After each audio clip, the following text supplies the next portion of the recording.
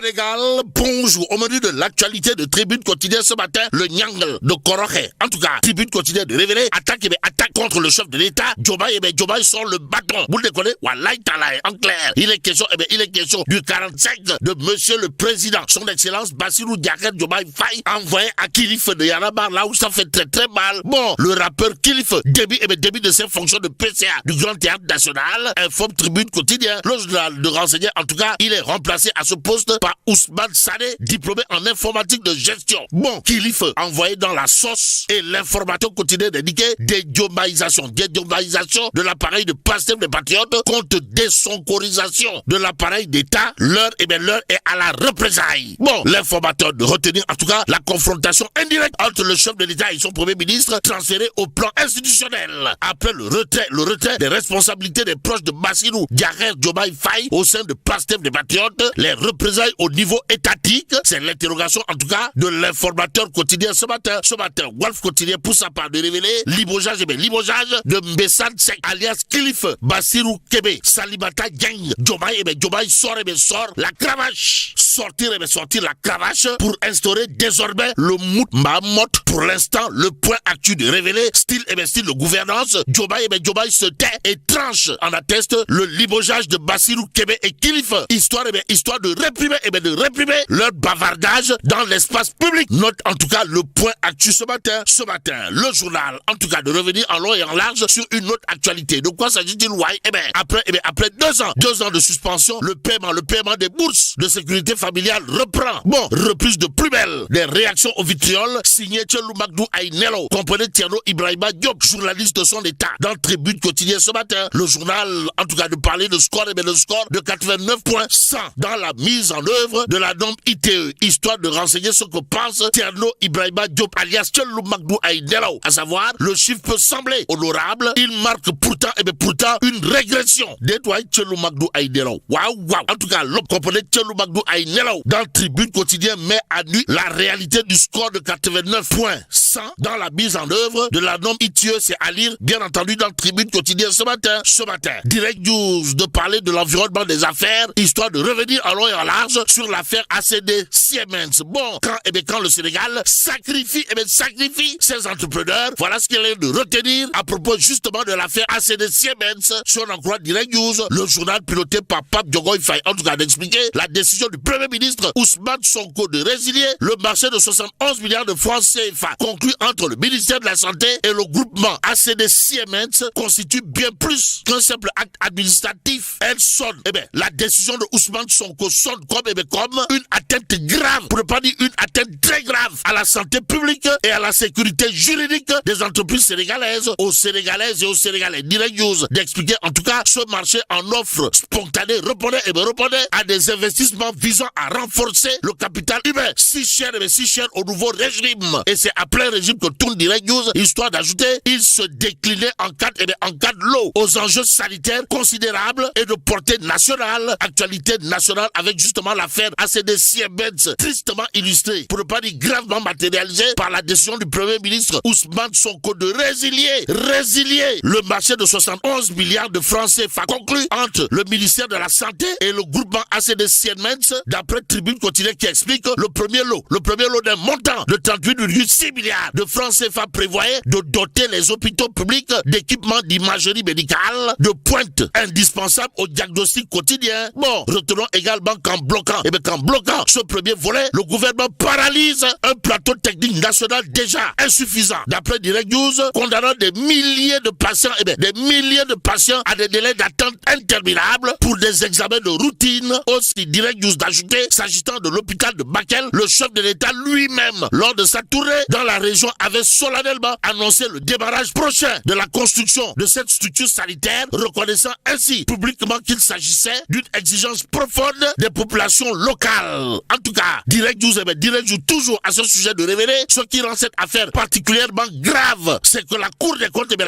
avait déjà statué en faveur d'ACD déboutant les concurrents plaignant et confirmant la régularité totale du marché. Aussi Direct News d'expliquer faire fi d'une décision de la plus haute juridiction du pays pour imposer le fait du prince constitue une atteinte grave, une atteinte directe à l'état de droit et à la sécurité juridique des entreprises. Bon, aucun rapport officiel de l'ARCOP ni de la Cour des comptes n'a épinglé ACD pour des irrégularités. Renseigne toujours Direct News, le journal, de révéler aussi le véritable patriotisme économique ne se résume pas. Alors là, pas du tout à des discours de rupture et autres ngapetingololi, sambatanyay akbadeba, bref, de mbel. Il se mesure à la capacité d'un État à défendre ses entreprises, à honorer les décisions de justice, à ne pas sacrifier des projets vitaux sur l'autel de règlement de compte. Notre Direct News, le journal d'informer également la question qui mérite d'être posée est de savoir à